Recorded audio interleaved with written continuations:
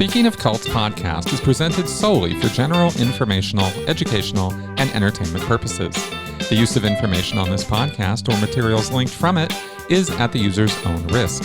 The views, information, or opinions expressed by the host and guests are solely those of the individuals involved and do not constitute medical or other professional advice. Hey everybody, welcome to my show, and we are going to talk today about cults, but we're going to talk about some physiological, neurological, behavioral stuff, and we're going to talk some big words, and we're going to get into a few complicated topics or words and concepts here, but actually I'm going to try to keep this as simple as I possibly can because this is absolutely fascinating stuff. What we're talking about here is an updated podcast, actually, of one that I did years ago. And as you can see, I am joined by Dr. Yuval Laor. Now, Dr. Yuval Laor is a doctor in? My PhD is in culture studies, but I did write my PhD about the evolution of things that are related to cultic psychology, like sudden conversions, awe experiences, and things like that. So. Awesome.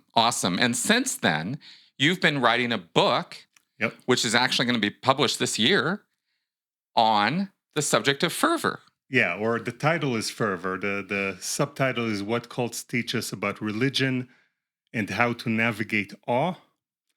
That's the working title. Might change. But the current title is Fervor, but it's about a bunch of this stuff. Excellent. Now, you and I have been in touch for years now. Yes. And I think we first met at the Going Clear conference back in Toronto. You were there, right? Yes. I was there, but I think we might have talked before that even. Maybe so. And of course, you and I have done a couple podcasts, and the first one we did, we presented what your original idea. Now, I'm not claiming no amount of credit for this. This is 100% Yuval's theory, and I think it's a brilliant one, about L. Ron Hubbard. And now the more we look at this, the more we see perhaps other cult leaders as well could have been suffering from or dealing with a physical condition called temporal lobe epilepsy. Now, temporal lobe means the lobes on the temples, the side of your brain, right? It's behind the ear, yeah. Okay, back behind here. No, it's on the two sides. Yeah. But yeah, above the ear, but inside. Excellent. And we're going to talk about a lot of stuff here, okay? So we're just diving in. We got a lot to go over. So let's start with what is epilepsy? What is this temporal lobe epilepsy? What does that mean? Because people think grand mal seizures and people frothing on the floor, and that's not really what we're talking about today. No, yeah, not necessarily. Most, but I'll just say for within the subject of cults, we're talking about cult leaders. Yes. Cult leaders. We might also mention some cult members, but in general, the question of cult members and why people join cult is a much bigger and more interesting and more general question. Yes. But what's going on with cult leaders? It's a secondary question, but also very interesting. Now, so temporal lobe epilepsy is just a name for epilepsy happening in a part of the brain called the temporal lobe. Okay. And epilepsy usually refers to a scar in the brain. It can also be a blood clot or something like that. And it is a place that you get electrical storms starting in that part of the brain. Okay. And so that part of the brain there's always either a little pilot light that's burning in that part of the brain, and it's generating a localized little storm, or sometimes the storm can take over the entire brain, in which case people might have grand mal seizures. Now, grand mal seizures are what normal people that don't know much about epilepsy associate with epilepsy, because that's the one where you're shaking on the floor, you're urinating on yourself, you're right. You might bite through your tongue and all that. Strength, right. and many times it comes with all sorts of psychological effects, but temporal lobe epilepsy does not necessarily come with grand mal seizures. And there's many types of seizures that are not grand mal. There's like, I think I saw 70 a list. Yeah, it's a lot of different stuff that can happen. And they can last for a long time, you know? So, for example, you can have deja vu for days on end. Wow. When you're seizing the whole time. Right. And let me go ahead. So the causes of epilepsy, you can be born with it. You can get it in the middle of your life. You can get it from a disease such as encephalitis. Oh. You can get it from a blood clot. You can get it from head trauma, just getting hit in the head. Right. And then, or you can start with a slight epilepsy and then make it get worse because you know. Right. And even severe intoxication, severe alcohol withdrawal, all those things can end up with a blood clot or something. And so because of that, we can compare people before their epilepsy and after their epilepsy, which we cannot in people like with schizophrenia, for example, because even when they get the schizophrenia, before that, they were pre-schizophrenics. So they just had it was brewing in them. Right. While with epilepsy, you can be a completely healthy, regular person. So it's actually quite easier to compare the before the epilepsy and after the epilepsy. Right. Okay, cool. So it's easier to know about it. Another thing about epilepsy is that every epilepsy is different because it's a scar in the brain. Every scar, no two people have the same shaped scar exactly. And we have to remember that every person's brain is different. Right. And so you have a scar, you have that's different, and a brain that's different. And so these are generalized things. Now, I'll tell you a little bit about the history of temporal lobe epilepsy. This is in the late 70s. So first of all, it was described, the symptoms are described by Fyodor Dostoyevsky in the 19th century. In a book called The Idiot. The Idiot, okay. Yes. There's a character there that describes the symptoms. Now, at the time, this was just literature. Right. Dostoyevsky, the late Dostoyevsky, had apparently temporal lobe epilepsy, which is why he knew symptoms. Then there's a lot of very famous creative people that are supposed to, or have been, posthumously suspected. You cannot diagnose someone, and we're not diagnosing even Hubbard, because diagnosis, you need to talk to someone. He's a little not here anymore to talk to. We're doing armchair diagnosis. So this is just speculation. Correct. But people have speculated that people like Edgar Allan Poe, Philip K. Dick, which is the guy who wrote Blade Runner, the android's dream of electric sheep. Yeah. Marcel Proust. No, not Proust. Flaubert. There's a few authors, because one of the symptoms is graphomania. I am certain that Ayn Rand suffered from epilepsy. All right. But I haven't seen anybody else say it. So. Right. And that word you just dropped, graphomania. Yeah, yes. What is that? So that's writing a lot of text. Right. Is it also referred to as hypergraphia? Yeah. Okay. And that's one symptom of a whole array of symptoms that could indicate this condition. If it's more, so today we type with two hands. So both parts of the brain do the writing. Back in the day, you write with just a pen, so just one side of the brain. Right. So it depends on which side of the brain your epilepsy is in. Oh. But if you're if you can't read and write, if you're illiterate, then that manifests as you speaking endless amount of speech, but you need to be heard. So you don't speak alone because that's nobody's hearing. So you go to the park and you speak to passers-by. Okay. But if you're literate, you can just write a whole lot of text, assuming that it would be read. So you're not actually alone. So people like Soren Kierkegaard, the philosopher, I mean, there's an article that shows that he has all the symptoms, Right. except for the sexuality stuff, which they don't know. But they say all the other ones are very clear. And the guy wrote an enormous amount of text.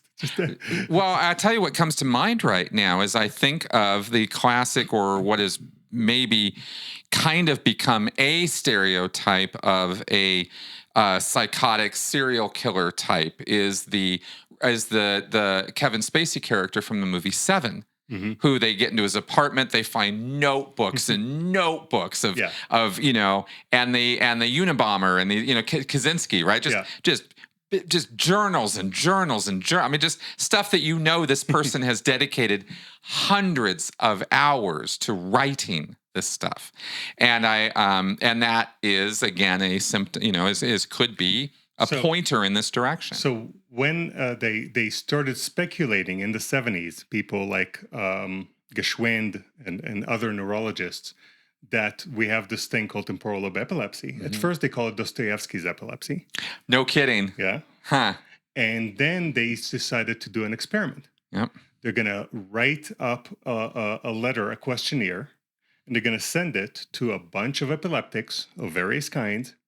And at the end, there was an open-ended question, and the hypothesis is that the people with temporal lobe epilepsy will write more text. Yep.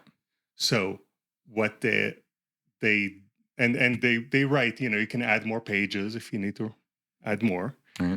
And what they didn't quite expect is that when they got the questionnaires back in the mail, what they found out, the speculation was that temporal lobes would write more. Mm-hmm. What they didn't expect is that you can tell from the weight of an envelope if it was temporal lobe epilepsy. Right. They thought maybe they might write a few more paragraphs or something, but I think that from my recollection, the average person wrote 1 paragraph or 2, and the average temporal lobe epileptic wrote 40 pages or wow. 20 pages. It was just wow. Well, when you look at, we're going to harp on this one for just a second, because when you look at, as we have talked about so many times with L. Ron Hubbard, the scope of work, the thousands and thousands of pages of work that constitutes L. Ron Hubbard's Scientology, it's not just 5,000 recorded lectures. It's a body of work that arguably could be the largest religious body of work, especially one that is created by ostensibly one guy, that exists anywhere. Yeah. It far exceeds Christian theology texts, and even I don't know. I mean, I've always hesitated to say this, but even all the Jewish texts and all the arguments and all the things, right? Hubbard kind of outwrote them all. If you look at the collective writing of Martin Luther. Martin Luther is speculated to have an ear condition that actually manifests as temporal lobe epilepsy. Okay. They don't really know, but they think it was actually an infection in the ear. That the ear is very closely connected to the and the hearing part of the brain, and he's got. You got a lot, huh? Like 80 giant volumes. Yeah, a lot of writing. Yeah, these guys just sat and wrote a lot. And Hubbard did. He would stay up all night. He would be pounding out on his typewriter, or he would be writing, and just volumes of this stuff. And this is actually one of the most hard to refute arguments by Scientologists, saying that, okay, there's 2 options. Hubbard was either a con man, or he was not a con man. Right. If he was a con man, he would just make money and enjoy his life. Yep. But he didn't. He wrote 500,000 pages for Scientology. Con men don't put that much effort. Right. What's the conclusion? He was not a con man. Right. But there's a third option. Exactly. He suffered from a condition, a neurological condition that... Now, when Hubbard is studied, for example, in the Australian Commission in 1968, temporal lobe epilepsy is not something that the scientific world knows about. Correct. When did it actually become okay, here's a thing, we have a name for it? So I think in 1977 is when the Bear Video Inventory article comes out. Okay. I think that there are speculations in the mid-70s.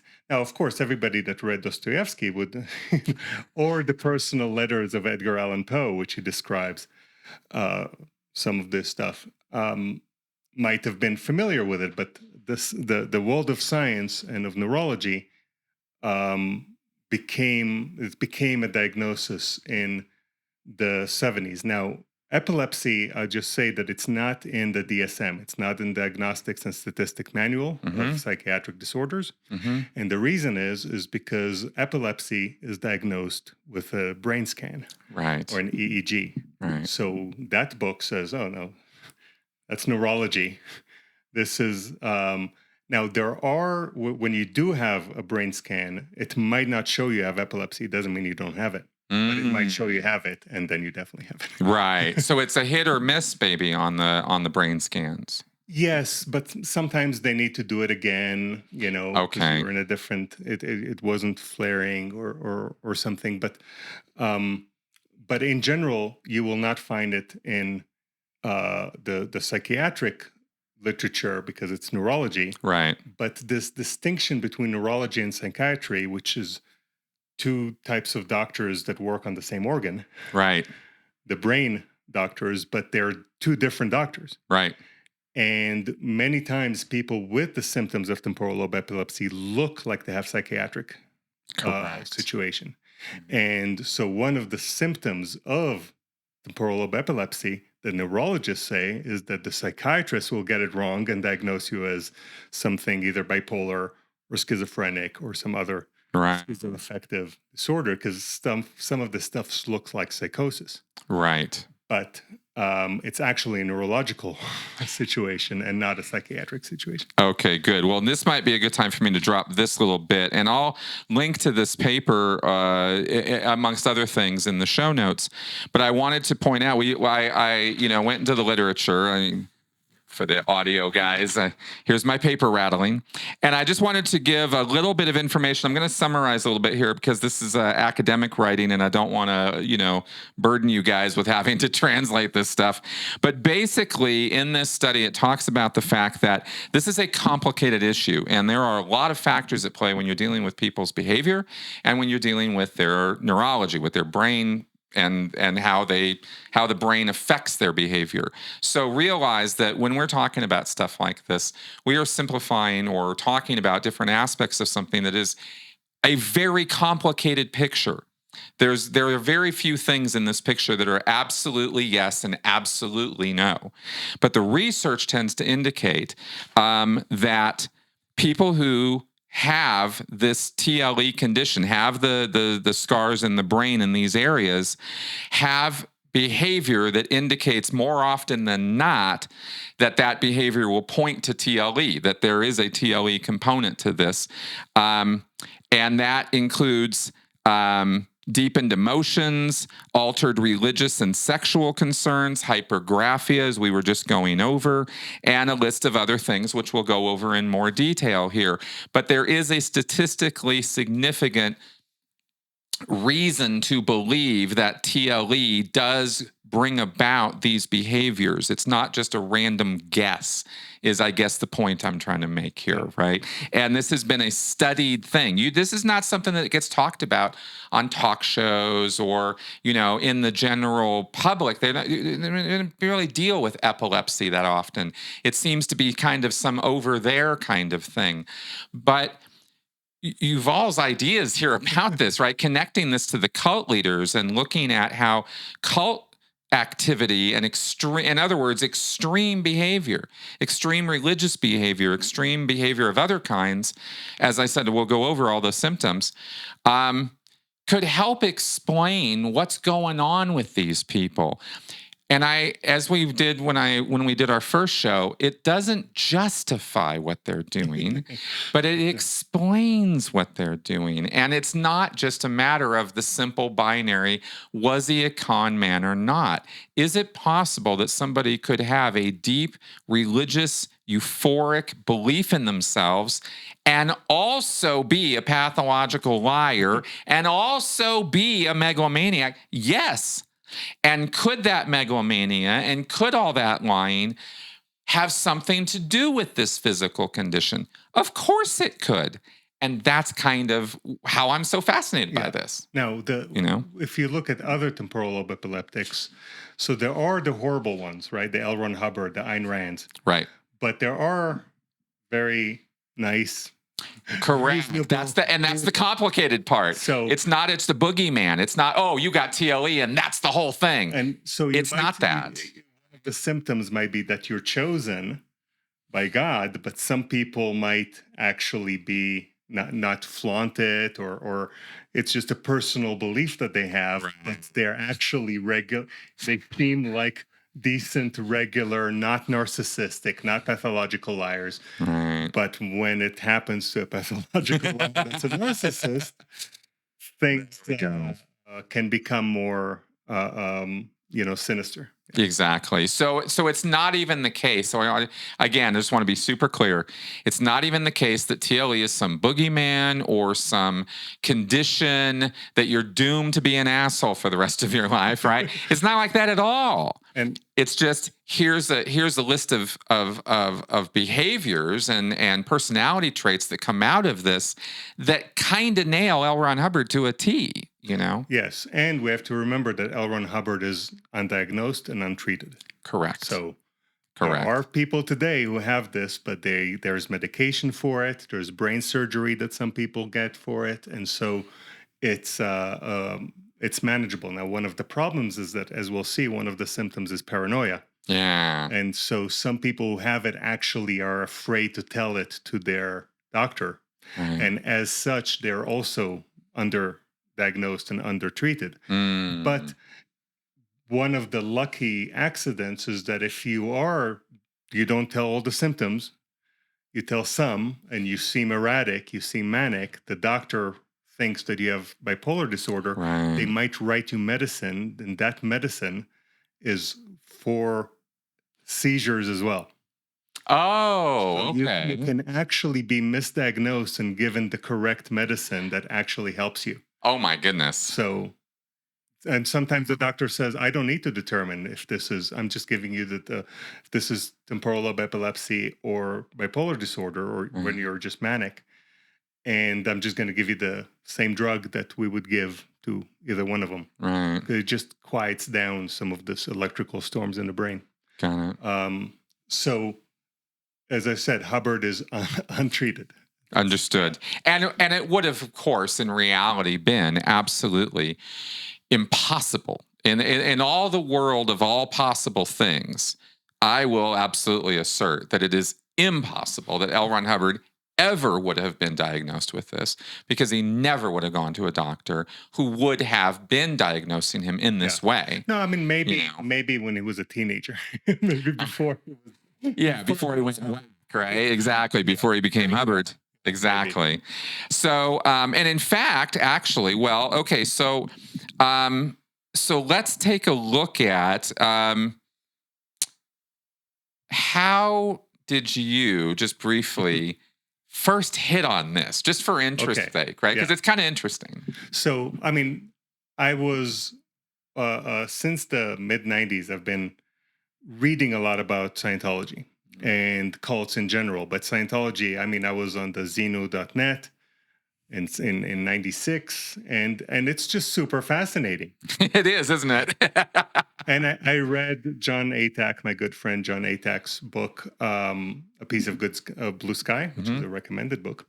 And I also read I think I already read some Hubbard biography.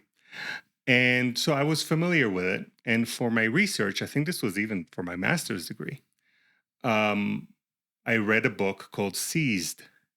Seized, and the subtitle is Temporal Lobe Epilepsy as a Cultural, Artistic, and Something Phenomenon. Oh. And it's a fun book. It's easy to read. It's by Yves Laplante from the year 2000. And when I'm reading this book, I am just, this is Hubbard. I'm just... These two things kind of came together. Yes. Yeah. So I'm sure that everybody noticed this. Right. Because it was just staring me in the face. So I email I'm already on all those forums. I mean, I'm not very active, but I'm reading them. So I email Arnie Larma, Right. who passed away Yeah. a while ago.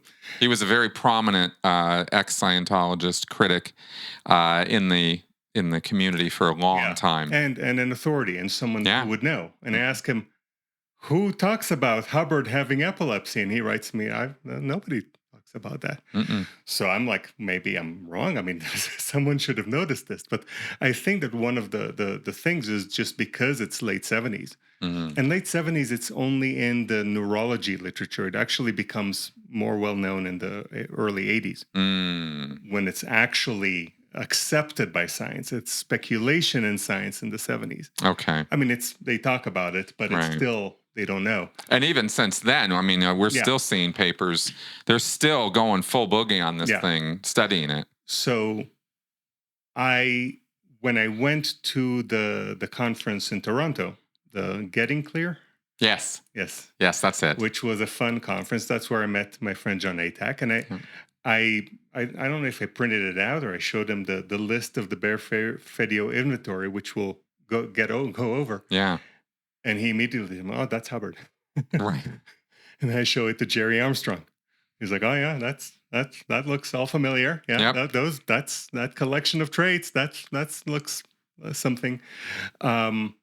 And then from them, I got more anecdotes about not just with John Atack. He told me of the 18 elements on the list on the Bear Fedio, 17 he immediately recognized. Now, in the neurology literature, there's a list of 18 things, and they say temporal lobe epileptic is likely to have more than 7 of these. Right. and we see 17 of them immediately. The 18th, he did think it took him 20 seconds to come up with the examples, and I think that was the guilt. Right. But he also is like, yeah, well, no, actually from his wife, or, Yeah. I mean, it's a stretch on that one, but it's when you only need 7. And that also, and again, let's be clear, right? Again, this is not loosey-goosey science. There are exact phenomena we're talking about here, but it's so variable from one person to the next, to the next, to the next. That's the thing that makes it so screwy with people, is we have they have this scar tissue in certain parts of the brain, and it causes certain behavior, or it can enable or amplify certain behaviors. And when you see 17 of the 18 lining up on L. Ron Hubbard, you kind of go, yeah, it looks kind of likely this dude had something connected with this. And that's the whole point of today. And these are just the personality traits. Yeah. It's the physiological traits. Yeah. Where there's obscure ones, like thinking you have a doppelganger. Right. And stuff like that. Like, no, Hubbard had that too. That's right. That's right. That really makes it, very, very, and it's not like there's an alternative theory that could explain Hubbard. Exactly. If there was alternative, we can weigh the two. Well, the only thing that's annoyed me over the years about this is that the quote-unquote theories about this have been simply, as we were going over, the question of, is he a con man or not? And everybody just wants a really binary answer to this. Was he aware of the fact that he was deceiving and conning people for the sake of getting money, sex, power from them? The answer is yes. Now, does that mean he never had a serious bone in his body about any of this and didn't believe any of it? No, it doesn't mean that at all. Hubbard was a very complicated guy, and the more you dig into this kind of stuff, the more complications come to the surface. Personally, for me, I find that fascinating. I find that very, very interesting. Some people are like, no, it must be so simple. And it's not simple, not with this guy. In a way, you can say that he conned himself. Now, yes, that's right. Lying to yourself is a contradiction in terms. Because lying, by definition, if you look in the dictionary, cannot happen to yourself.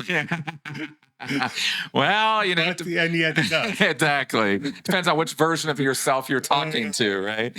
But before we go into the actual list, which we'll get to shortly, but I want to say that some aspects of this, some items on this list are also present in cult members. Yes. Yes, that's true. And there's a few possibilities as to why this is happening. Yep. Or each one of they all can be true. But one of them, it could be that those cult members are trying to emulate a cult leader, and the cult leader is displaying these traits. Correct. And so they're just trying to copy them. That's Another right. option is that... Actually, if I could clarify a point on that one just for just a second, because some of y'all might be thinking, why would somebody want to copy, some of these weird ass phenomena, right? And some of these things are a little weird.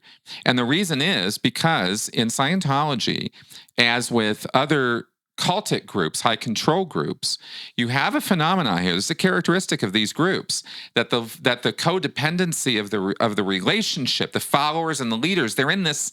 They both need each other. And one of the points of need is that the followers want to be or want to be more like or want to emulate the cult leader. That's part of the picture. And that's conscious and unconscious. That correct. And so you can have conscious and subconscious efforts at that.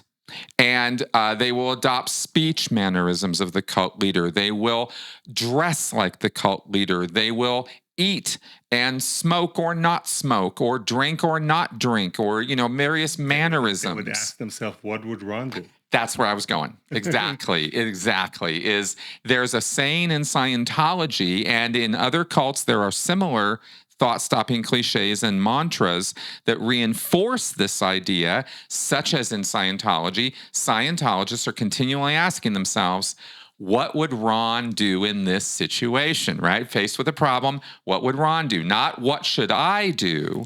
Never that. And having lived in there for decades, I'm telling you, it was never what should I do? It's I should deal with this the way L. Ron Hubbard would. And so you get this personality copying thing. And when that happens with cultural, social reinforcements, and everybody wants you doing that, everybody agrees this is the right way to be, you end up with a cult leader who has a bunch of mini-me's following him or her. And that's how this can happen that's one way this can happen with cult members. Another way is that it could be that this type of set of traits that come together as a package happen to people that experience a whole hell of a lot of the emotion of awe. Now, for Hubbard and other temporal lobe epilepsy, people who suffer from that condition, that comes automatically. They feel awe a lot. They have extreme, super religious experiences before breakfast, and then a few a day. Stuff that some people would have once in a lifetime or never. And this is not just an L. Ron Hubbard. We see this with religious leaders. We see this with spiritual leaders, quote unquote, right? So the famous ones that are supposed to suspect as being the epileptic are Ellen G. White, the one of the founders of Seventh-day Adventism. But I mean, some people also speculate about whatever St. Paul. Oh, sure. But that's, and his what was that moment he had? The Damascus. Yes, the Damascus. Yes. But there's certain. I mean, Ellen G. White is the classic, and I guess L. Ron Hubbard. Okay. All right. Cool. Did Mary Baker Eddy's name get on that list? Or I'm not sure. I don't think that was Christian Science. Did she write a whole lot of text? I think she did. I'm not 100%, but I think so. I will just tell you that over the last couple of years, I've talked to, it might have been even 3 people, but certainly 2 that I talked to, and those are people that don't know anything about my work or anything of. And they told me that, someone I know that when I was young, I was in a cult for 9 months. I joined. I knew the leader. It was a small little thing. And when I tell them about this list of traits and the possibility of temporal lobe epilepsy, I've had at least 2 people immediately tell me, oh, this is clearly my cult leader. Very clearly my cult leader. So this question of how common it is temporal lobe epilepsy or the symptoms of temporal lobe epilepsy in cult leaders is anecdotally seems like a thing, but if any of you wants to write a PhD about, do a study, that is something that you can get it's a thing. A PhD about. Yeah. So anecdotally, it seems like it. But what I was going to say, that if there are people who have a whole lot of awe experiences because they have a scar in their brain. That's like L. Ron Hubbard. But there's also people who have a whole lot of awe experiences because they do auditing all the time, because they do the training routines all the time, because they meditate for 14 hours a day, because they do sensory deprivation, and all sorts of the causes of awe are many and complex. But it could be that if you feel awe a lot, then it comes with those traits. And that's interesting because, of course, in a group like Scientology, and let's be just bluntly honest about this, you're chasing that high all the time. We've actually said that it can become like an addiction. I've seen that in Scientologists when I was on staff, looking back and seeing the sort of fervent need to get in session. It wasn't like, oh, I'd like to get in. It was like, shut up and take my money. I got to get in now, kind of reactions. And sometimes it was even a little disturbing when I was a Scientologist. We were like, God damn, girl. But you see this kind of behavior. And of course, it feels great. It feels so awesome to have an awe euphoria experience. We're talking about awe, AWE, right? Like euphoria, like you're out of your head. You're blown away. You are as big as the universe. There's so many little phrases we had in Scientology for this. Other groups have other phrases for this. Every group has a description of this euphoric experience and a whole laundry list of reasons why you're feeling this way that frankly have nothing to do with reality. It's the cult leader's interpretation of reality so that you'll buy into it and keep coming back for the euphoria. And too much of this, and that's not too much of anything, even the big blowout, wow, my mind is as big as the universe, can be bad for you. Yeah, that's vastness related. Yeah. So let's get to the list. Yeah, let's take a look at it. Now, also, before one last thing we'll get into here, just in terms of, again, and let's remind everybody, purely conjectural. This is all conjectural stuff here, right? But Hubbard, there was a particular moment that Hubbard relates in 1938 that could be his TLE moment. Yes, and it could be also when it got worse. Could be that. Yeah, or exacerbated, right? Yeah. And what was that? So I think it's 38, and he is at a dentist chair. Back when he did take care of his teeth. The last time he tried. I guess he did go through that phase. Yep. So if it's 38, he would be 27 years. He was 27, that's right. And he's getting nitrous oxide, and he's going to get some dental surgery, I think. Yeah. And he describes that during the event, he describes a whole lot of things, and they all are related to the functions of the temporal lobe. So I'll tell you, the temporal lobe, it hosts within the temporal lobe, there are organs that are not cortical. They're not part of technically the lobe, but they're inside the lobe, and that's organs like the amygdala.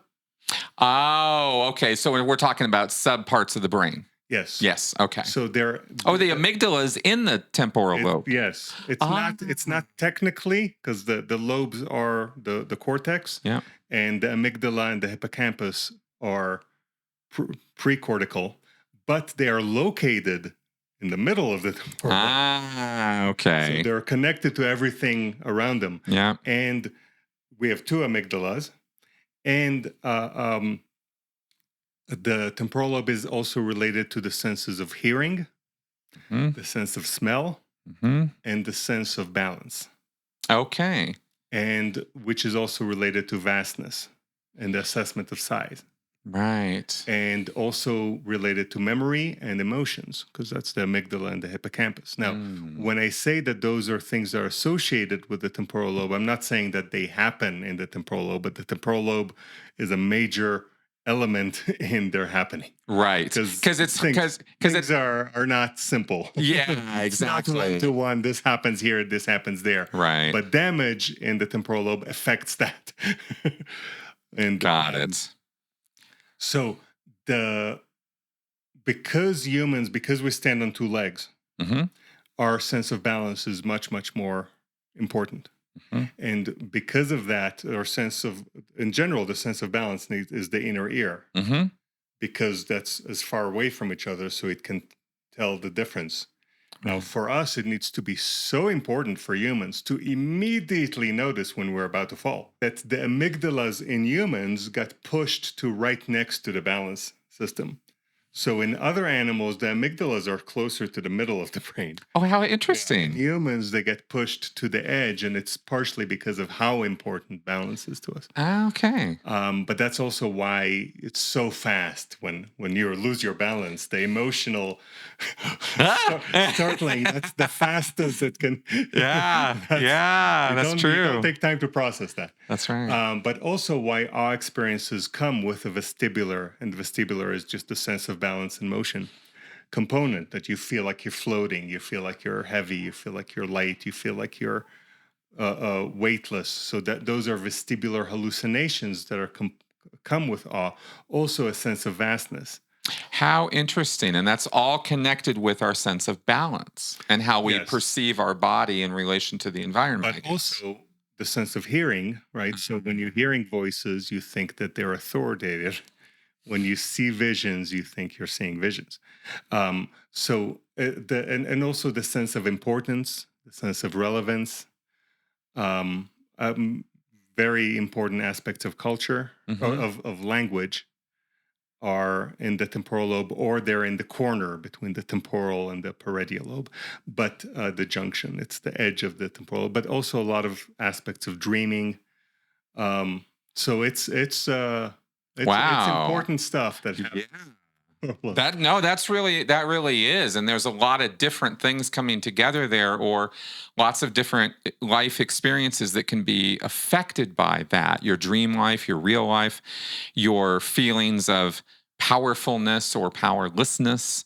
Hubbard often, for example, would bounce back and forth between those things, right? There was bipolar phenomena there. But the extremeness of both ends of his bipolar conditions were noteworthy by people who were with him at the time that we've heard about. When he was depressed, in other words, it wasn't just he was a little down. The world was over. Yeah. His life was a ruin. He was drinking himself into the ground, right? Those were the kind of depressive episodes he would have, and he would have them more frequently than people know. And the just in general, living with this condition, when it's undiagnosed, untreated, is really, really, really, really unpleasant. It's taxing. There are points of elation and ecstasy, but in general, it's exhausting. You don't sleep well. It's really, really very, very difficult and unpleasant condition to live with. And so, right. And again, when we look at Hubbard's private writings, when we look at the anecdotes told by people who knew him behind the scenes, his lovers, his coworkers, his associates, they relate this kind of personality, a tortured soul, a person who really was not happy, putting on a good face, not suffering in silence. Hubbard was not a silent sufferer. He wanted you always to be part of it, but his interpretations of these events is what we're talking about here. And his interpretation of these was that he had a guardian angel. He had occult magic powers. He could do things other people couldn't do, or see things other people couldn't see.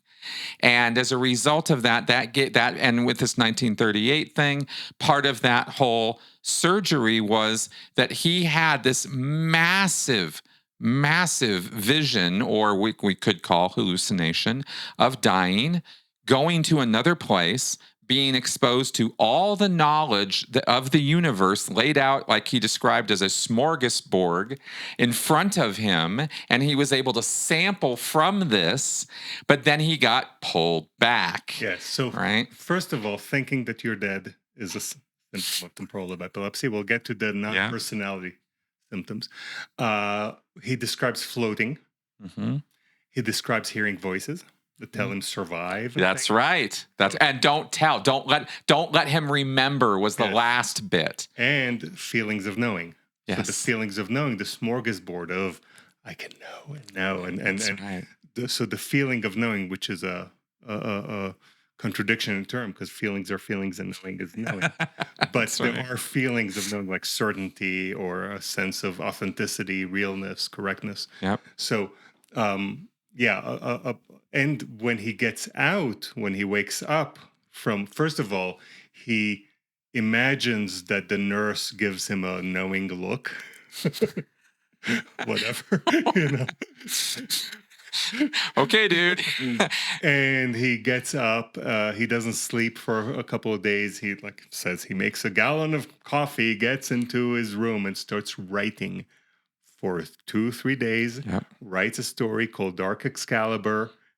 The Dark Sword. The Dark Sword. The Dark Sword is what it was originally called, and then a friend suggested maybe they call it Excalibur, and it had a few different things. It ended up becoming known as the Excalibur manuscript.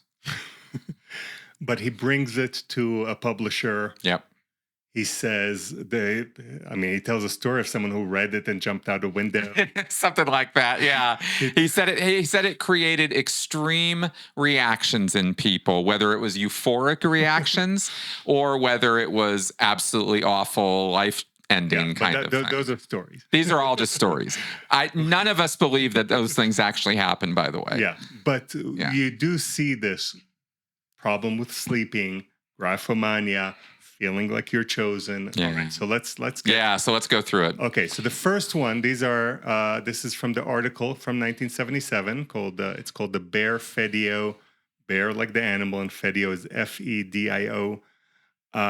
Those are two guys, right? Two authors. I think they're maybe well, scientists. Maybe I should say. one of them's a girl. I don't know. So the first one is just called emotionality. And it is described as deepening of all emotions, sustained intense affect. Okay. Affect meaning emotional reactions and responses. Yeah. So that's clear. And I think we have it in both Hubbard and also many cult members in a way. Absolutely. Absolutely. The next is, you can say, is the next few. Elation, euphoria is the next one, and it's described as grandiosity, exhilarated mood, diagnosis of manic depressive disease. So notice this is neurologist saying the psychiatrist will get it wrong. Mm-hmm. Next is sadness, described as discouragement, tearfulness, self-deprecation, diagnosis of depression, suicide attempts. So with the elation, we have it with Hubbard, we have it with cult leaders. With the sadness, a lot of people don't associate that with Hubbard. But it was there. Yeah. It was just hidden. Yeah. Right? Because it was socially shameful behavior, especially in the 1950s. You weren't going to be out there showing your emotions. Are you kidding me? This is post-World War II, right? Men are men. Okay, now next is one that's not hidden. The next two, anger and aggression. Mm-hmm. So anger is increased temper, irritability, aggression, overt hostility, rage attacks, violent crimes, murder. And those are classic in Hubbard. Classic. And also in many cult members. Yes, sometimes. That's right. Next is an interesting one. It's titled Altered Sexual Interest. And it's described as loss of libido, hyposexualism, which is reduced sexuality, fetishism, transvestism, exhibitionism, hypersexual episodes. Mm-hmm. So general reduced libido, but hypersexual episodes of heightened libido.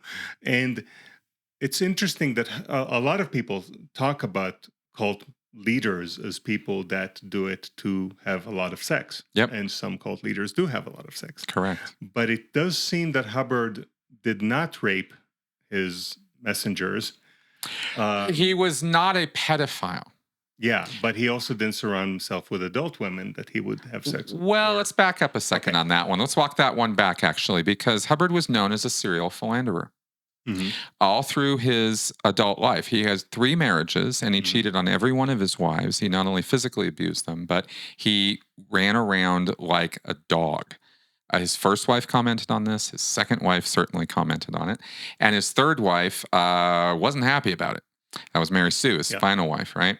And we have testimony. I mean, I've seen video of women who said, "Yeah, no, that's that." I mean, he did. You know, I was one of them. Yeah. So this is a documented fact that Hubbard was a serial philanderer, and it's always been of interest to me because both too much and too little, right, are on this list. And there was a switch that almost turned in the mid to late 1960s, where Hubbard no longer was not only not a serial philanderer, he wasn't having sex, period. Yeah. And he wasn't at an age where he was no longer physically incapable. It was just, he just wasn't interested. And that happened to coincide with the time when these messenger girls, these literal minors, were being his messengers on the boat in the Sea Org. Yep. So I think, personally, my thinking is that it's simply luck on the part for those girls, right? That they came into Hubbard's sphere at the point where that switch had flipped. Yeah. Because he was a dog. I mean, just he'd screw anything that moved. Yeah. You know, and that was the 1940s and 50s. Yeah, but also like strange, sadistic stuff sometimes. Oh, very much so. And all his it is the fetishism. Yes. Or, you know. It all lines up. In fact, what we can document or point to Hubbard's writings and other testimonials about specifically is that he was a wife beater, and he was somebody who tried to enforce or force abortions on his wives. He would sit on them, beat them, kick them, etc. Wow. And then he wrote in Dianetics extensively about his own crimes and said, yeah, everybody in America is doing this. Which was pure projection on his part, right? But that's why quote unquote attempted abortions, AAs as they call them in Dianetics, are described liberally throughout that book because it was Hubbard's own behavior. Yeah. Wow. So that's what we know about that. Okay, so next we have guilt. That's the hidden one, described as tendency for self-scrutiny and self-recrimination. And I think that any evidence for that is in just his wives telling stories of and the lovers, yes, is anecdotes about that. When he was depressed, man, I mean, it was days in the bottle. It was weeks. It was a problem, and he would make it a problem for people around him, and that went along with and guilt, of course, was always part of that picture. Okay, next is hyper-moralism. Now, that's sometimes described as black and white thinking by others, but Bear Fedio describes this as attention to rules with inability to distinguish significant from minor infraction, desire to punish offenders. Yeah. So I think he has that in spades. In spades. And he was really able to let loose. If he wasn't able to let loose earlier, once he established the Sea Org, the Captain Bligh came out, and that's how he described himself. He was a man who punished people by having them push peanuts down a wooden deck with their noses. I mean, this was a man who relished throwing people overboard and tying them up first. And the hyper-moralism extends beyond cruelty. I want to point out that Hubbard set up, and one of the few things in Scientology that is actually quote-unquote original to Hubbard is his justice system. And it is a justice framework that is deviously, it's geniusly devious.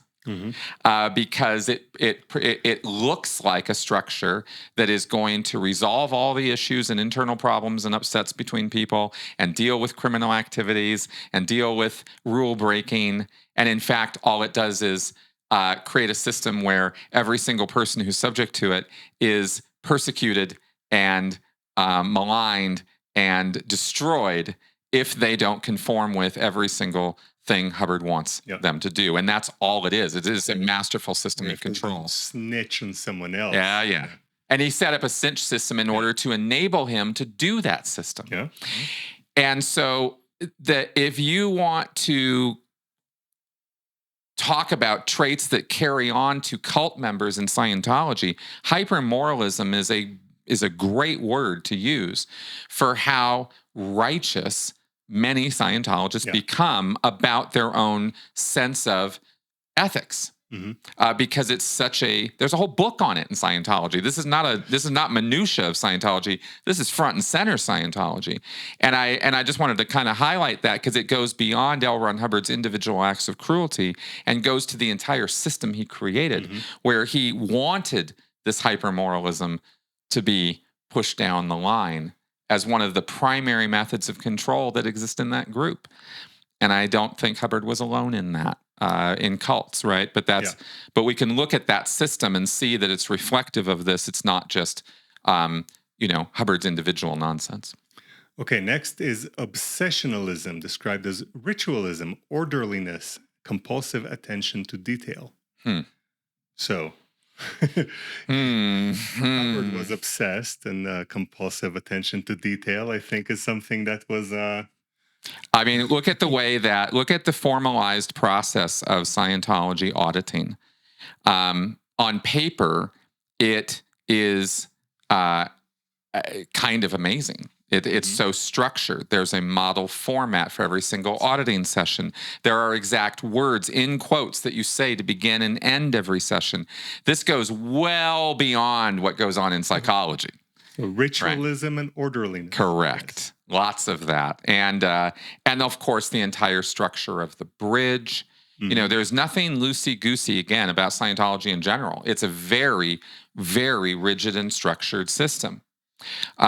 And a lot of people walk in and they don't necessarily see all that to start with, and they don't quite get it. It takes years to get your wits all the way around it, because there's so much there to learn.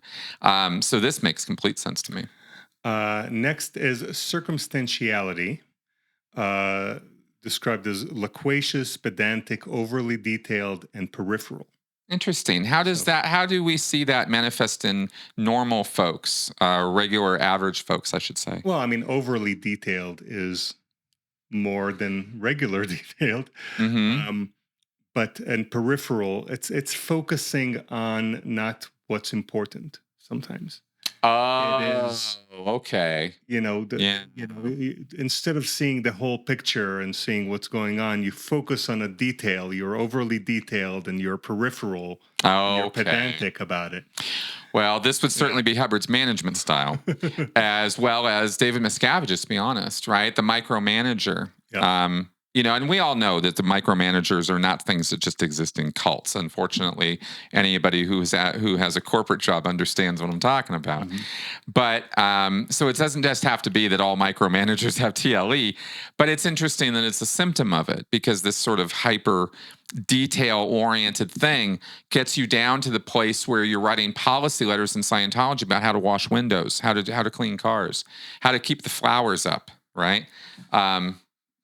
Let me just turn that back on there. Things like that, right? Every single little detail, every single little bit. And he's writing these policy letters while the IRS is taking away their tax exemption, and they're under investigation in Australia and about to be banned there. This is in the 60s. And these are the things he has his attention on. So you can see, I can see here that it's not hard to connect these dots to Hubbard either. Now, next we have what they call viscosity, and they describe as stickiness and tendency to repetition. So I'll describe the later. Yeah, what are we talking about there? So first of all, the tendency to repetition, that's fairly obvious, because a lot of stuff in Scientology involves repetition. A lot of repetition. Yeah. Well, hell, there's an entire style of auditing called, duplicative questions, where you're just spending hours asking a guy in a room the same question. or hours. or having Hours. back and forth in a room. Oh, yeah. And that was actually most aptly demonstrated, in case you have questions about this, or, I'm dropping all these references to Scientology auditing. I recommend checking out a kind of a kooky, weird film called The Master by Paul Thomas Anderson, starring Joaquin Phoenix and Philip Seymour Hoffman. That film encapsulates Scientology, and you will see these things played out on screen. I don't know that Paul Thomas Anderson had a clue about any of this. He was just describing cult leaders and the codependent relationship with the followers. That's what that movie's about. But he drew from Scientology to make that point, and all of this stuff is in there, all of it, which I think is fascinating because it speaks to his quality of writing and research, actually. Mhm. But the duplicative aspect of Scientology and the repetition, the monotony of it, is in that film. And I have not seen it communicated. The only reason I bring it up, I've never seen it communicated better anywhere else. What that feels like. Yeah. It's in that movie. So. Yeah. And that movie, it's not all of Scientology, it's aspects of Scientology. Correct. But It's not don't expect to there's a lot of things about Scientology that are not in the movie. No, they don't get into the OT levels and Xenu and all that stuff. But stuff. As far as I'm concerned, all the important stuff is in that movie from my perspective. Because I'm not about Xenu, right? That's a tiny part of Scientology that all of us talk about all the time. But the important stuff is actually, as far as I'm concerned, it's this stuff. So the other aspect of what they call viscosity or stickiness is that if they talk to you, you get the sense that they will not stop talking to you. So I think I've done that to a few people sometimes.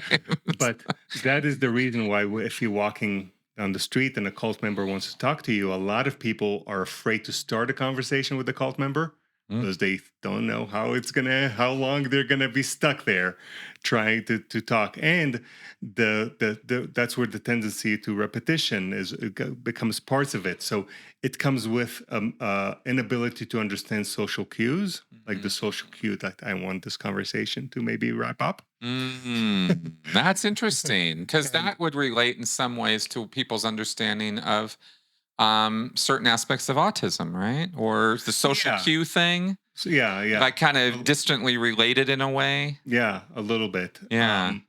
But here it's a neurological symptom, right? And so, it would be there too. Yeah. Actually, So this one is one that also is the tendency to repetition. I think in cult members we see it. Yeah, absolutely. Now, next is a sense of personal destiny, I guess. Or something. Oh, okay. Or sense of personal being chosen. And events, it's described as events giving highly charged, personalized significance, divine guidance ascribed to many features of patient's life. So one of the way this is manifests is something that technically it is called ideas of reference. Ideas of reference. Yes. This is a symptom of a number of different psychological and also personality disorders, psychiatric disorders. And it is when you think that what you do affects, for example, the news or the weather or... Oh, dear God, really? Who's going to win the election depends on whether or not I drink this glass of water, or how I arrange things in my house determines how the news in the world. This is Scientology to a T. No, I mean, I'm not even joking. This is exactly how Scientologists are taught to think. Because Hubbard's definition of responsibility and his talks and writings on the topic of responsibility indicate that we are all responsible for everything that's going on all the time. I could literally pull out the book where he talks about this, and he says you are responsible for a sniper killing a guy on a field of battle in a country you've never been in on the other side of the world because you blew your nose differently than you should have or something. He doesn't. The funny thing is they didn't do. He doesn't even have to. He doesn't even connect the dots. Mm-hmm. He just says you are, and then we had to figure out why. Yeah. Right. But it was this to a T. Events given highly charged personalized significance. Yes. Divide the guidance ascribed to many features of patient's life. Yes, absolutely. And this is where you get Scientology, high-level Scientologists, OTs, they call it, operating thetans. In Clearwater, they'll have a typhoon or a hurricane or a bad weather thing. This is classic Scientology, and all the OTs will get together and go, "Okay, we're gonna get rid of that bad weather. We're gonna protect the Clearwater Scientology location by diverting those storms with our OT powers." I wish I was kidding. I'm not. This is a common belief in Scientology that they have the ability to do this. People take credit for it. I mean, hell, when the Freewinds, the ship they have, the yacht, I should say, first set sail in 1988 and started delivering their highest level, OT level 8, the wall came down. Mm-hmm. And Scientologists immediately, without hesitation, took credit for that. I'm talking about full credit. World events, global politics, Russian economy, criminality, had nothing to do with it. None of those factors had anything to do with it. It was the release of OT8. That's why the wall came down, right? The cancer boat, yeah. Yeah, the cancer boat, that's right, because it was packed with blue asbestos for many years, and Scientology had not dealt with that, and people got cancer as a result. Next is hypergraphia. Yeah, it's gone over, right? Also described as keeping extensive diaries, detailed notes, writing autobiography or novel. So, well, Hubbard is the most translated author in the world because his body of work is so huge that when they translated it, it was like, oh my God, look at all this stuff. The guy wrote extensively of fiction across every genre that exists, from Western to romance to mystery to sci-fi. He wasn't just a sci-fi writer. And I mean, extensively. He wrote a whole Western novel. That was his first novel, was a Western, not a sci-fi. He wrote all of it, including fiction, nonfiction. He kept journals and diaries, right? We have those going back to his childhood. I don't have them, but John does. I want them, John. And he then did Scientology. Then after all that's done, then he does Scientology. 500,000 pages. That's right. 10-volume science fiction series, Mission Earth in the 1980s, and Mission Earth, or Battlefield Earth, gigantic book. The guy just wouldn't stop writing. Yep. Next is titled Religiosity. Okay. Holding deep religious beliefs, often idiosyncratic, multiple conversions, mystical states. Now, people with with the temporal lobe epilepsy, when you get all of this kind of stuff, it's called the Geschwind syndrome. Mm-hmm. And it is many times described as involving hyper-religiosity, or there's one neurologist I saw call it enhanced religiosity. Okay. It's McNamara. And it's... Now, I want to ask you about this because I want to be clear, because I don't want anybody getting the wrong idea about this. First off, no one is saying right now that because you have a religious belief, you have temporal lobe epilepsy, or religious state, or state, or even mystical states, or multiple conversions. Yeah, that's this is an extreme version of this, right? How does this manifest? How do we see this in people? Just a whole lot of awe. Okay. Feeling very. I mean, you saw. I made you see. There's an episode of the show Nova about neurology and temporal lobe epilepsy. It is on YouTube. You can watch it. It was very enlightening, by the way. So I think interviews with actual people who have it. Nova, and there you see this religiosity, and you see the intensity the sincerity of the emotional, very emotionally intense religiosity, and seems very sincere and very actually heartfelt and authentic. They're not faking. No, and that's where we enter into these points earlier, where I was talking about it's not a binary between Hubbard, con man, non-con man. This gets complicated. When you have people, when your brain's telling you stuff, hey, guess what? You're going to believe it. Yeah. And when your brain's telling you in the middle of one of these TLE, one of these epileptic seizures, well, I mean, it's described here. I wrote this down. Okay. You're sitting here one fine day in your house or driving or at work, and suddenly you experience out of nowhere a sudden sense of fear or joy, a feeling that's what's happening has happened before, a sudden or strange odor or taste or a rising sensation in your belly like being on a roller coaster. And you got no reason to think any of this in the moment, in the context you're in. Suddenly you're feeling all this stuff out of nowhere. What would you think is happening to you? Well, we're all going to interpret that event very differently, right? And depending on what we believe, what we think is already true, we're going to interpret all of this through that lens. Unless we start wondering whether somebody slipped us some acid, right? But it can be like, here you are in 1938, here you are in 1945, having an experience like this. How do you explain it? I'll tell you, the first thing you're not going to jump to is, oh, I wonder if this is a malfunction of my temporal lobes.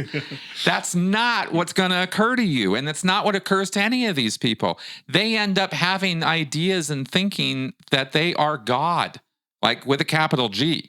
Not that they are a God, they are God. Yeah. They are God's chosen agent. They are Jesus's chosen agent. They are Muhammad's chosen agent. They are of incredible religious significance and importance all of a sudden. They are source. They are source, that's right. Right? All of these things come out of this weird thing that happens in your brain. Like, it's wild how we can interpret this stuff. And I wanted to point out the feelings and the things that happen, because lacking any of this understanding, people are going to explain all of this in very different ways. Wildly different ways, very imaginative ways. But this is actually the science of what's going on. And this is why I find it fascinating. Next, we have philosophical interest.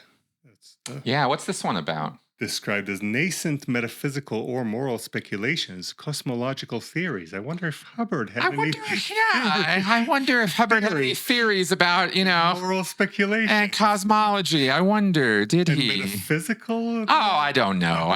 This is a tough one to nail down on Hubbard. I don't know. I mean, it wouldn't be all the books he wrote between 1950 and 55 describing how all the philosophical systems, he finally figured them all out and put them all together, and here we have Scientology, right? Yeah, a feeling of knowing, feeling of being chosen. Now, I didn't mention it earlier, but the sense of being chosen, the sense of many times it's to cult leaders, or when it's ideas of reference, it is a personal thing. But I think that to cult members, it can be a collective thing. So it's not that I was chosen, is that this group was chosen. Correct. Yeah. That's right. In fact, that's a key component of generating the us versus them. Yeah. You must have a sense of specialness to this group. Now, every group has identifying characteristics that identify it as different from other groups, and people will take that and use that to feel special about themselves, and there's nothing wrong with that. But when you blow it up to it's us versus them, and we're not talking about sports right now. We're talking about, our religion is better than your religion. Our beliefs are better than your beliefs. Our beliefs, in fact, are the one and only true beliefs, and no other beliefs can be true or even contain any hint of truth to them. Now you're way past the line of acceptability and tolerance, and you're over into reasons to start hurting other people and even killing them. And that's where this goes. So we're talking about extreme versions of this. Okay, 3 to go. So. No, this is fascinating. Yeah. What else we got? So next one is a tricky one. It's titled Dependence, Passivity. And it is described as cosmic helplessness at the hands of fate, quote, and protestations of helplessness. Interesting. One thing comes to mind right away, but can you talk a little bit more about this? Well, I think that this is an aspect of when he would have his depressive. No, for sure. I For think sure. that they came with this professed helplessness. Yes, there's nothing I can do. It's all useless. It doesn't matter anyway. I mean, how many of us have not felt that, right? Now imagine taking that, okay, standard, regular, average, normal human being. I'm not trying to put anybody down or try to say your depression or your upset doesn't matter. That's not my point. But where I'm going with this is that if that's 2 or 3 foot down in the pool, Hubbard was down about 10 feet, right? Like we're talking deep feelings of self-resentment, of failure, of I have ruined everything kind of stuff. And we do know Hubbard had that. We do know that occurred. And it's neurological. I think that in general, most people, when they have those things, those are psychological. Correct. There we go. And Hubbard, when it's neurological, when it's a fucking scar in the brain, sorry. No, it's fine. That's right. When it's a scar in the brain, it's more real. It's intense. It's an intense one. It's something you can't argue with. The other thing that is interesting here that is not, I don't know that I've ever heard this reference, so I'll bring it up as a point on this, that Hubbard was quoted. There was an article he wrote, which was probably about the most autobiographical thing he wrote, right? My only defense for having lived, I think he called it. And it was narrated by Miscavige in some video the church produced, which is how I saw it. And this line always stuck with me. And it's not entirely untrue either, but it indicates, well, I'll get to it. It's this line from this work, but this made me think of it. Hubbard talked about how he had put together, he was presenting himself as the savior figure, and he put together Dianetics, and he said while he was writing it, a thought occurred to him. That man always destroys those who come to help man. That man and the imagery here was, crucifixes and hangman's nooses, and we're gonna pillory and destroy those who come to help us. And he said, and that gave me pause. He said the only time I ever stopped, in my forward trap, it's lying through his teeth, but the only time I stopped and what gave me pause was, man always destroys his saviors, right? A man always destroys the people that are trying to help him, and I thought, well, okay, but I got to do it anyway, something like that. Like he paints himself out to be the hero all the time. But that thought, that kind of like, oh, well, but I'm chosen for this. I must do this. This is my calling kind of thing, right? So that's what came to mind for me. And the final one. Oh, no. Last two here, Last two. Humorlessness and sobriety. Yeah. And they're described as overgeneralized, ponderous concern, humor lacking, or idiosyncratic. Interesting. This is not, so the humorlessness doesn't mean lack of laughing. Laughing, tickling can have from laughing. You got nervous laughter, babies laugh. So it doesn't always mean that something is being considered funny when somebody is laughing. Yeah. Right. There's lots and lots of reasons. There's no humor. Right. Okay. There doesn't need to be humor for laughing. But humorlessness, sobriety, and so Hubbard sort of has humor, but it's bad humor. Well, yeah. Yeah, he had a pretty bad sense of humor, I'll say that. Even in his writing, I found his jokes to fall flat. But there's another aspect to this as well, which is an enforced humorlessness, which I will comment on in terms of how it manifests in the cult. Because Hubbard presented himself as a humorful and even gregarious person from time to time, life of the party, that kind of thing. Always there with the witty jokes, always there with the funny stories. And to hear people talk about him pre-Scientology and even sometimes during Scientology, that was part of his thing. is being the larger than life center of the party kind of guy.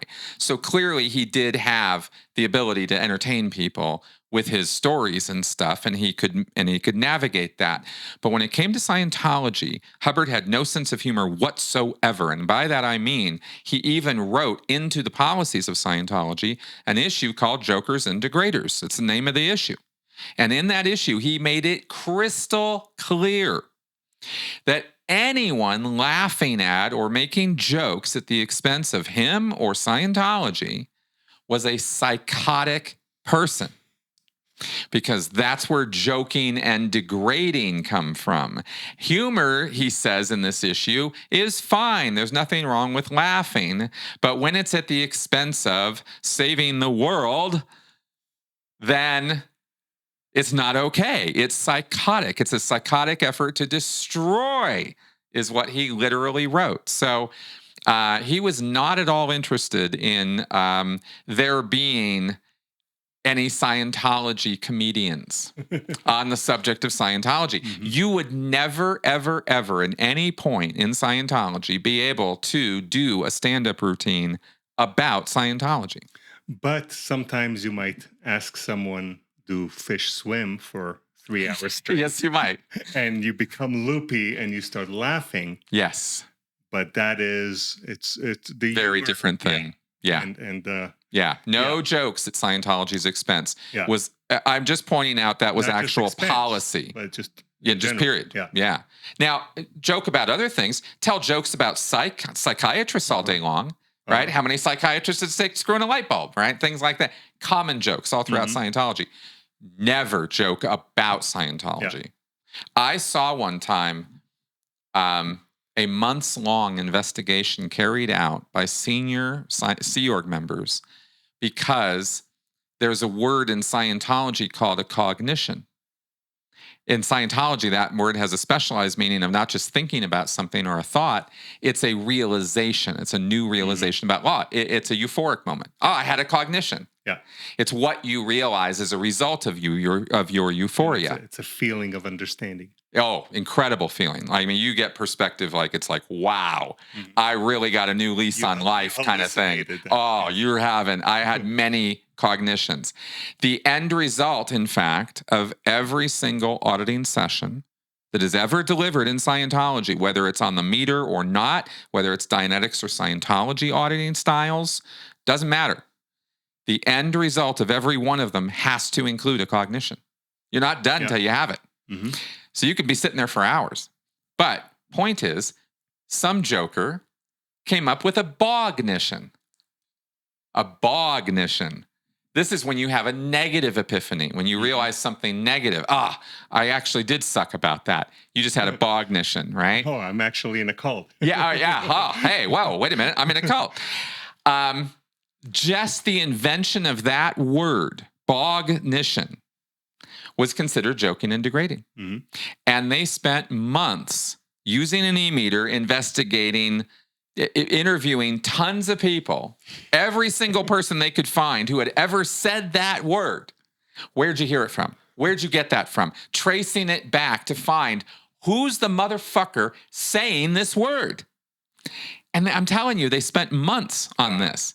And they finally found the guy. And the guy who got busted for this was in trouble for months afterwards. He had to do scrubbing toilets. He had to, prostrate himself because he had, and it was found out he wasn't even the guy who invented the word. He's just the one who spread it to the most people, right? He told most people because he thought it was hilarious, because it is. Yeah. But not in Scientology. It's not. That's the extent to which they will go with this. And I just wanted to highlight that point that you think, people just think it's rude or it's not okay. No. You're in real trouble for trying to bring humor to this topic, All right, the final one, and the good one, an important one. Yes, very. Paranoia. Oh, Hubbard had nothing to do with that. Described as suspicious, over-interpretive of motives and events. Diagnosis of paranoid schizophrenia. Yeah, he was, and that's a problem. It was, and it was very interesting how it developed over time. Even from the outside, we see so clearly how Hubbard's paranoia became more and more prominent. From I date it to around 1963-4, because he had a series of what we'll say are unfortunate PR events occur.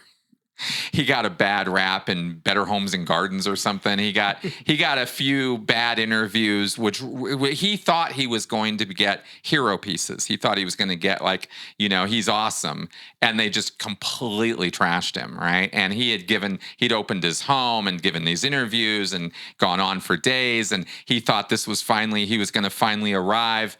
No, it was just a hit piece, and he was furious. And I don't know that he ever changed after that.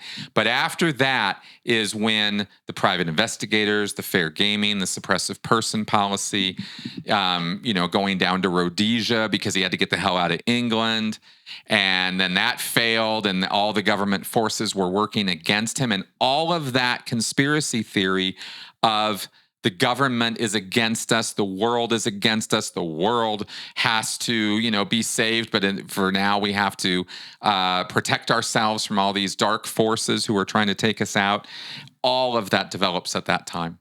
Mm-hmm. And it just became progressively worse over the next decade. And we saw Operation Snow White, the whole Snow White program, right? And Hubbard's paranoia was the catalyst for the single largest covert spy operation ever carried out against the United States government that anybody is aware of. That was Operation Snow White. This did not result in him having a few harsh words with some people. This destroyed lives. People went to jail because of Hubbard's paranoia. That's how crazy it was. And that's also one of the things that you also see in cult members. Yes, yeah. That's right. That's right, because it develops because of the narrative that they're constantly being fed. Mm-hmm. Right, the world's against us. The world's against us. Don't you know the world's against us? You get enough of that whole us versus them thing. So, that's the so end those of are the the list. Personality.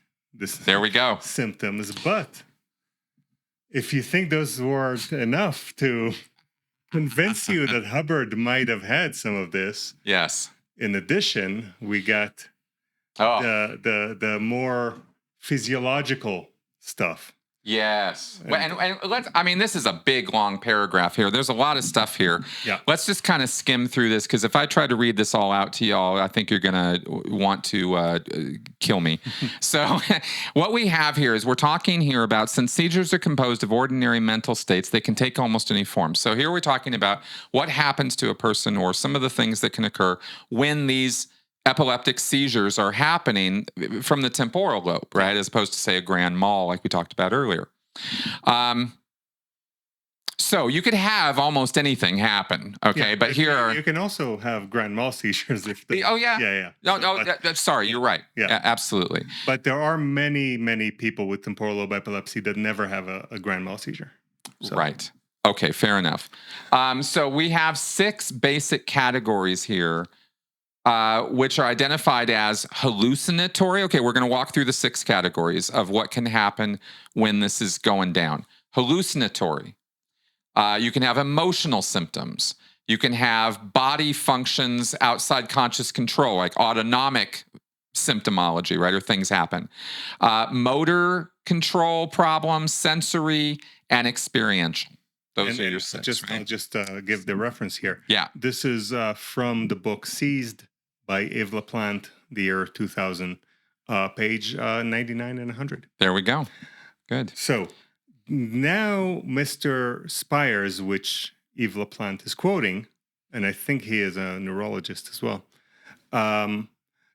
they list the different seizures. So the hallucinatory seizure symptoms can consist of tastes, smells, sounds, voices, and visions of colors, lights, or menacing figures. Mm-hmm. So and particularly people with both temporal lobe epilepsy, but also just hyperactive temporal lobe, can hallucinate smells. Now, Hubbard had a thing about smells. Yes, he did.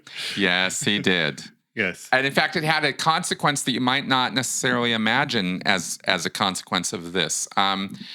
Hubbard was not a germaphobe. Hubbard worked in incredibly dirty environments. But Hubbard developed this thing in the 60s, maybe it was earlier, but certainly in the Sea Org, where he needed to have his clothes washed and his rooms cleaned with very specific non-scented cleaners, to the point that he was having his shirts rinsed in the freshest water they could find 9 separate times to remove any possibility of any smells that were going to be in these clothes as a result of the cleaning agents. And he wrote issues about this. And I heard anecdotes from people who were on the ship with him who did his laundry even when I was in the Sea Org. And they would tell me about this, that he could take a shirt that had been washed and rinsed 9 times.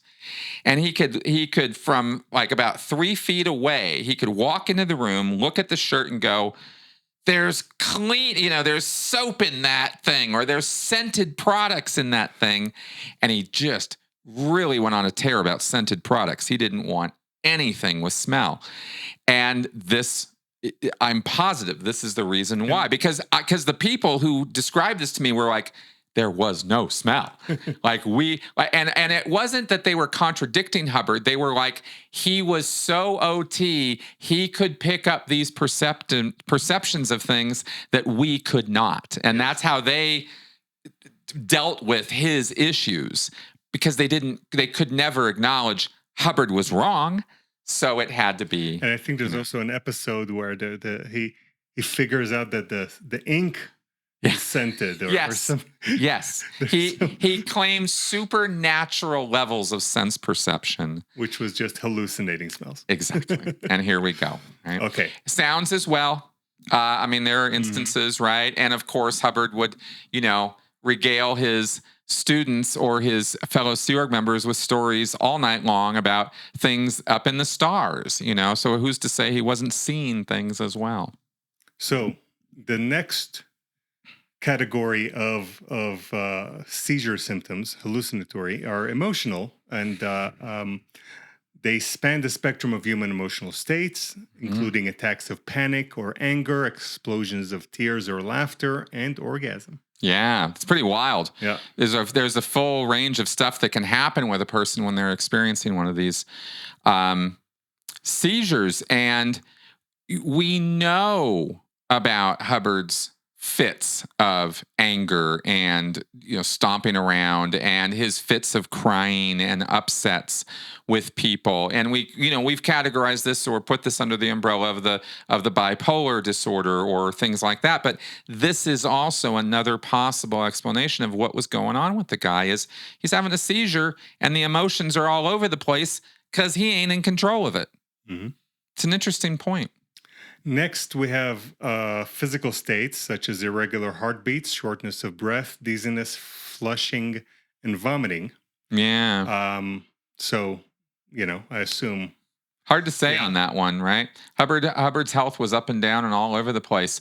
But he had many, many complaints pre-Scientology about he was very wrapped up in all of the problems and issues that he had, right? He was begging the VA, right, for a pension and or increased medical pension for all these medical problems that he had. But when he would go to the doctor, it's not really that big of a deal, man. You got a duodenal ulcer, you got a little pink eye, but he's like, it's the end of the world, don't you understand? Well, it might well be that he was faking it, but it might well be that in his mind, all of that was actually real. And wouldn't that make this an even crazier story than you think it is? So next we have motor seizure symptoms, such as lip smacking, undressing in public, staring, twitching, and transient paralysis, as well as Jacksonian seizures, which consist of tremors spreading up or down one side of the body. Right. Right. Hard Yeah. to say on this one in terms of Hubbard, but Luckily, he didn't undress in public. But, yeah, that's right. but That we know of. The lip smacking I did here. Yeah. Yeah. Yeah. Fair enough. I could see that. So a lot of different body stuff can happen as a result of this. Kind of interesting.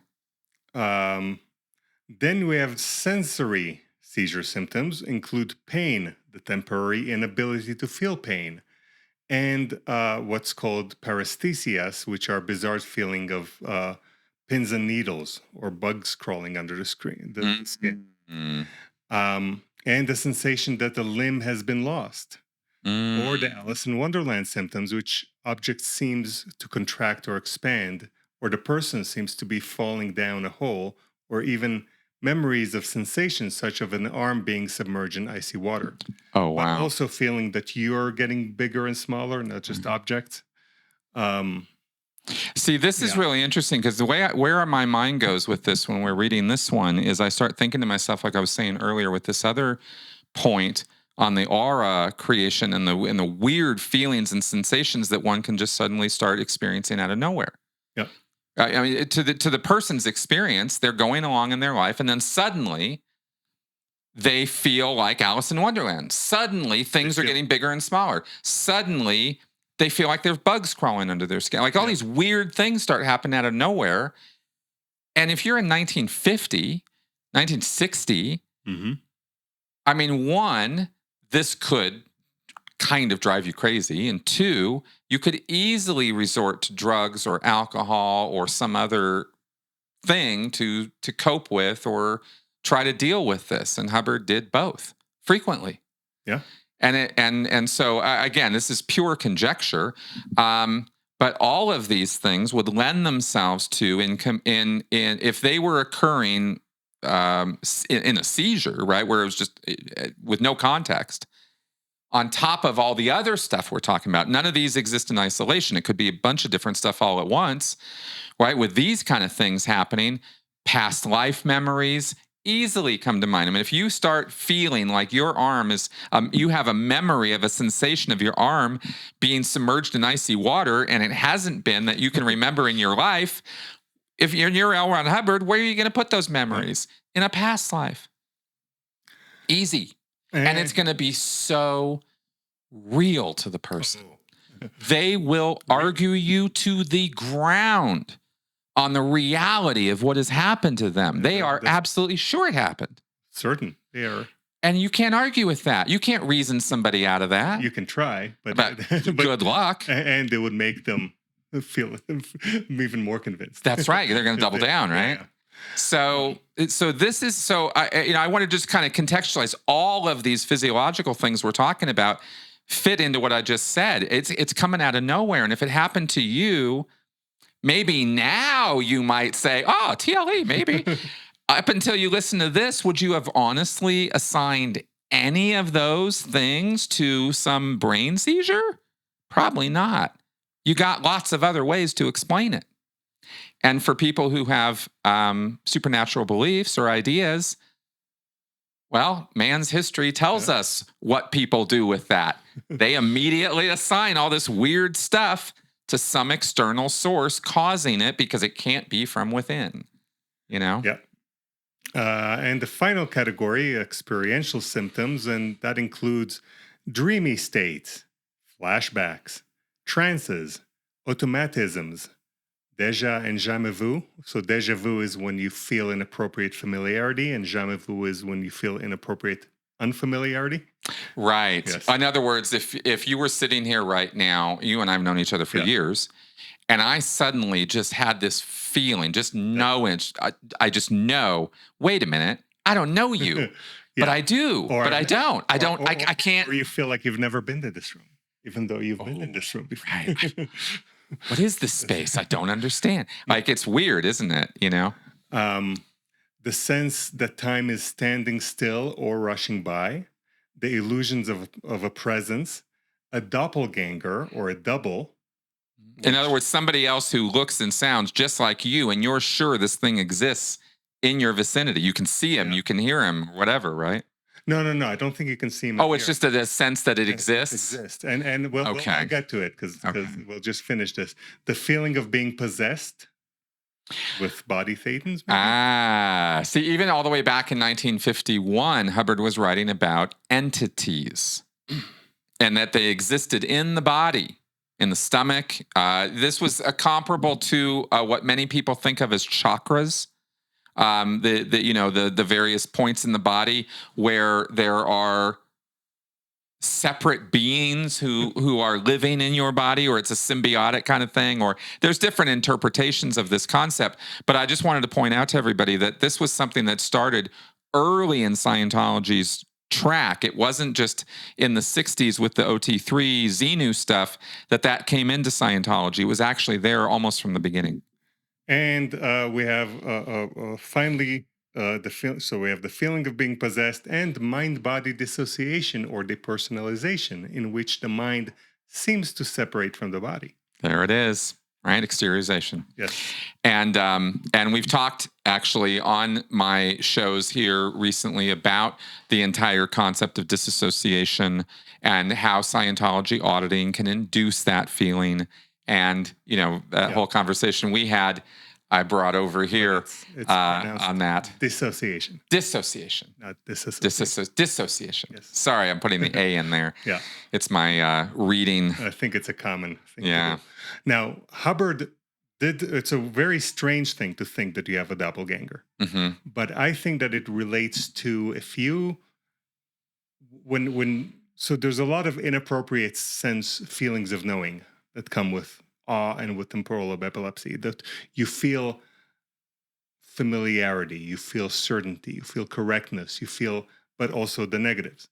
Now, if you walk around and you hallucinate or you feel that other people are finding you familiar, so you're projecting this your inappropriate familiarity, you seeing it in other people's faces, and you're like, why am I in a place that nobody knows me and they all think that they're familiar? It must be a doppelganger that they all know that looks just like me. And in the case of Hubbard, it's called Perdido, right? That's right. A book that Hubbard wrote called I Perdido about a doppelganger, the double, but in the book it was real. Yeah. Right. It's a whole fantasy story. Yeah. But Hubbard actually had an experience which he lectured about, which he said was the basis of this book. And when it was released, we all got to listen to that lecture because, it's all true. And Hubbard talked about how down in Cuba, there was somebody who people swore was... Or Costa Rica? Costa Rica or Cuba. I can't remember actually which one. Because Hubbard spent serious time in Cuba, and I don't know if he went to Costa Rica or not. I can't remember. But somewhere Hubbard had been... he talked about how people commented on this doppelganger, and he had this whole, of course it's Hubbard, right? So he had this very flourishy, very, built up story of this, but it was certainly a weird ass coincidence that this is on the list of symptoms. And, there you can go and pluck it right there. There's Hubbard's doppelganger story. I don't have a doppelganger story. You don't have a doppelganger story, but Hubbard did. Mm-hmm. I find that fascinating. Yeah. Yeah. So. Yeah. In addition to the fact, also, by the way, that sense of knowing people and knowing things can also feed one's megalomania. If you think about that for a minute, right? How that might work. And also the sense that we've all been together before. Yeah.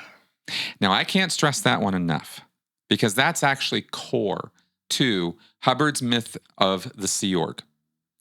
One of the ways that Hubbard would unite or get the people who were original Sea Org members back on the boats in the 60s together and keep them together was convincing them that the Sea Org was a group of people who were back together again. The motto of the Sea Org, created in 1968, is "We come back." This entire motto is based on this misperception, this belief. And the sensation of abnormal familiarity. That person that I just met a few days ago. Right. I feel like I know him for many years. Exactly. Exactly. Isn't it interesting? This is the part that blows me away. Okay. And I know everybody's not going to share this with me, but I'm just, and you know what I keep saying during the show, how fascinated I am with this, because we naturally assign causation, intention to some of Hubbard's activities and behavior and what he did of a nefarious nature. And we should. He was a nefarious guy. But maybe some of the layers of that nefariousness actually sprang from pure delusion, hallucination, a brain condition that was undiagnosed and out of control. And he didn't ever, during his entire life, even once suspect a thing like that. Because why would he? It was never in his range of experience or realm of understanding to think that way. But now we can. You know? And I think that, people that are listening to this, I assume some of them might have been either ex-Scientologists and maybe even current Scientologists. And Possible. as such, they might have anecdotes that are like, oh, they don't know about Hubbard saying this or that. Or they might keep this in mind while they're reading Hubbard to look for things that are related to temporal lobe epilepsy. And so it might be something that, we gave a collection of anecdotes that seem to be very compatible with Hubbard's suffering from temporal lobe epilepsy, but there might be a lot more. Yes, very much so. In fact, I'd be amazed if there weren't, given how many people knew him over how many years and how prominent of a part of his life this must have been. I'm convinced, personally. I don't consider this conjectural, but I say that because it is. I mean, let's understand, right? Of course it is. But I believe it. I absolutely believe that this makes total sense to me as a set of, as a condition with a set of symptoms that are just perfect for this kind of situation. And the reason I think it's important to talk about, and maybe I should have led with this, to be honest, now that I think about it, is if this does help explain certain cult leader phenomena, L. Ron Hubbard is dead. We're just kind of guessing at him. But there are people who are around right now who are abusing people, who are manipulating people, who are deceiving people. And this could be why. And if we know that's a possibility, we can now find out if that's a truth. We couldn't do that in 1966 or 76 or all the way up to 86 when Hubbard died. Maybe we could have then, but he wasn't going to avail himself of that. But now in 2023, 2024, we sure as hell can. And, it's not like you're going to necessarily... what was it? Black bag your cult leader and drag him down to the, down to an MRI or something. But put brain scans. Yeah, I mean, it's coffee. Odds are people aren't going to do that. But wouldn't it be interesting if we put Keith Raniere into? So Keith, I think that he is, so you could say epileptic by proxy. That yeah. He copies the actual epileptic. Yeah, exactly. He studied Hubbard a lot. Yes, he did. He took a lot. He copied a lot. But yeah. He himself seems to be just a psychopath. Just your garden variety psychopath. But there are people who this might actually fit. And it would do, and if caught early enough, of course, it could head off later, abuses, right? And it could also, and I'm also just if you realize, if you know to see it, you might join a group and recognize that, and the leader know to get away. So correct. Not just with helping the leader, helping the group. It just might be. That's a sign to be suspicious of the group. That is very true. That is very true. Because all of this behavior obviously is, or as we're contextualizing it, it can be pretty destructive. Yeah. I'll just say that because there's mechanisms of emotional contagion and mirror neurons, someone who feels this intensely, like Hubbard, and has an extreme strong feeling of understanding of those kind of things, they might stare into your eyes and you get through emotional contagion, through mirror neurons, you feel a little bit of what they feel. Yeah. So there are many people who say, when the guru stared into my eyes, I felt that he understood my soul. Right. Now, when Hubbard stares at the tomato, he also understands the soul of the tomato. Right. Well, I'll tell you, you look at some of those videos of a Marshall Applewhite, and you see that look. And if you were there in the room, I'm telling you, it's a different experience. Yeah. Y'all know, you've seen celebrities, you've had those moments of, and you know it's different. This is that on steroids. Yeah. Right. So it could be that people get a glimpse of what it feels like to have this profound, unusual sense of understanding when the guru stared into their eyes, and that could be so awe-inducing and so unusual that people can say, and for the next 10 years, I followed that guru because when he stared into my eyes, I felt understood like I've never been understood It's before. true. But yeah, it's true. People feel that. But yeah. as I said, and I was referring to the famous picture of Hubbard staring intently at the tomato. Right. Yeah. Well, we have had, I am nodding so vigorously here because I have seen stories from other cults. Mm-hmm. There was a Russian Jesus for a while, right, who had that exact quote from people who were following him. He looked at me and dot, right? Yeah, like he looked deep into me. He looked through me. That whole phenomena, that's not just some it's like you said, there's physiological reasons for that. You don't have to go spiritual to explain all this stuff. And I hope this whole show kind of indicated how many things we jump to spirituality and supernatural explanations for things that are legit brain malfunctions. Like, it's amazing, and it doesn't disprove spirituality. It points out that we don't necessarily need to go there to explain what's going on sometimes.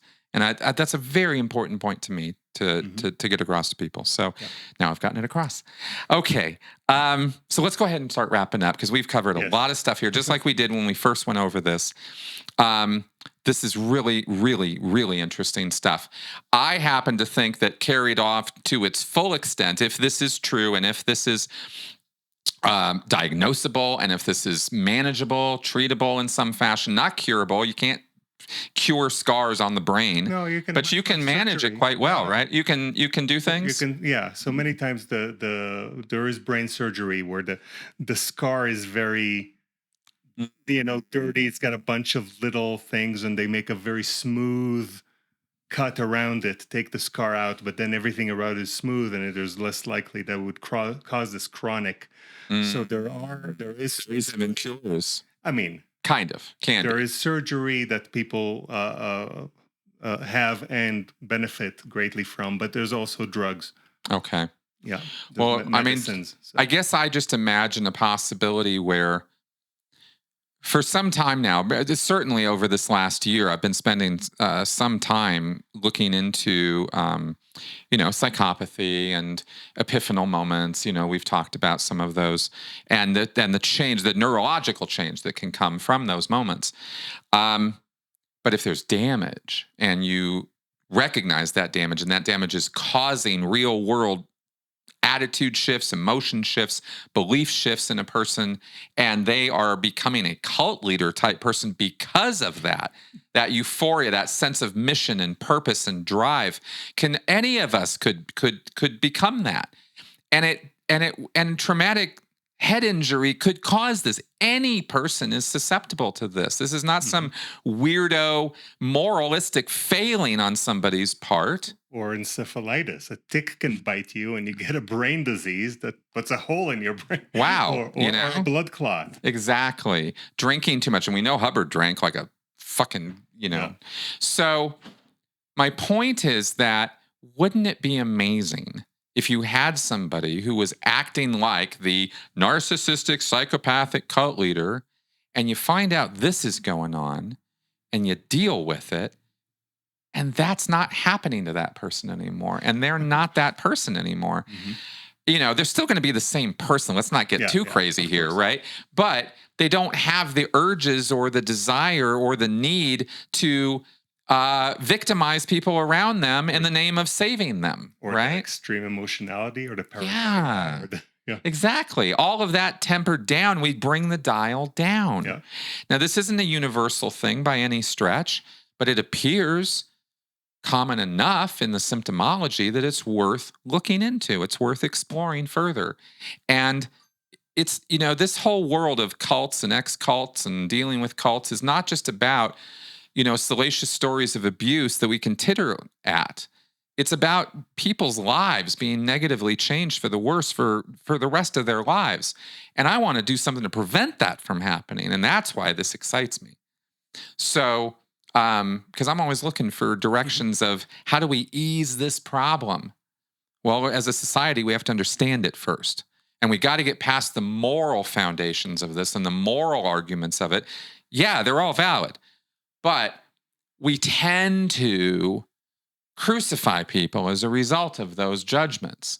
Oh, you victimized all these people, you deserve death. Okay, well, maybe we could actually deal with this person and dial them down, and maybe that group isn't anymore, and now we've actually done something amazing. That's the kind of future I'd like to see. And this is what I think opens the door to those kind of possibilities. So thank you for all of this. Thanks for having me. Yeah, really, really enlightening. Thank you. And I really look forward to your book. Now, just so people can reach out to you, how do they reach you if they have questions or want to know more? So you can email me at my first name and last name at Gmail. So YuvalLaor, YuvalLaor at Gmail. And great. I'll put that in I'll put that down there. No website, no. Okay, good. So when the book comes out, of course, we will definitely talk about that. We will definitely talk about that when you get it published. But until then, I hope that you find this very, very interesting, informative, and educational. Thank you for watching, and I will see you guys next week. Bye-bye. Thank you.